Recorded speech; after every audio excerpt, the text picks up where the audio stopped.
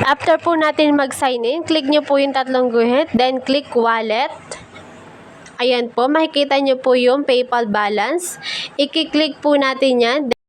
Ayan po, dapat po yung pera natin ay nasa Philippine Peso. So, ito po sa akin ay nasa USD pa lang po.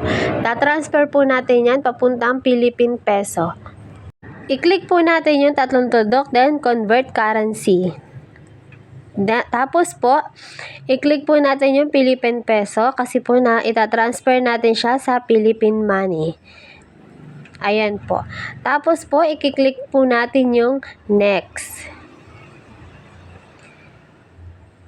Ayan po. After natin maklik, ilalagay po natin yung amount ng USD balance natin. Ilalagay po natin dun sa taas, sa conversion amount. Ilalagay po natin doon.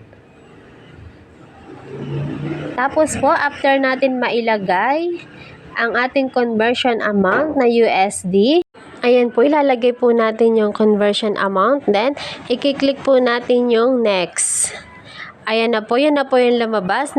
Ililipat na po natin siya, convert now. Then, ayan na po, tingnan po natin yung Philippine Peso. Nandun na po yung ating amount galing sa USD. So, na-transfer na po siya from USD to Philippine Peso. So, ayan po. After po natin ma-convert, punta po tayo kay GCash. I-click po natin yung My Link Account. Then, i-click po natin yung PayPal. Make sure lang po, ilagay po natin dyan yung Gmail natin na nakaregister kay PayPal. Siguraduhin lang po natin na tama yung ating Gmail na ilalagay sa GCash. Then, i-click po natin yung authorize.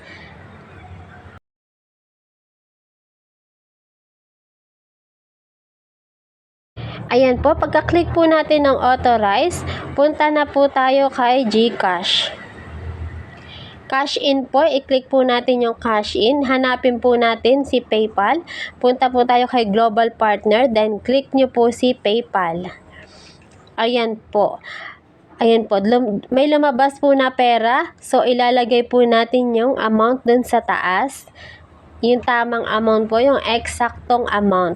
Ang ilalagay po natin para po siya ay ma-transfer kay GCash. Then, i-click po natin yung next. Then, i-click po natin itong confirm.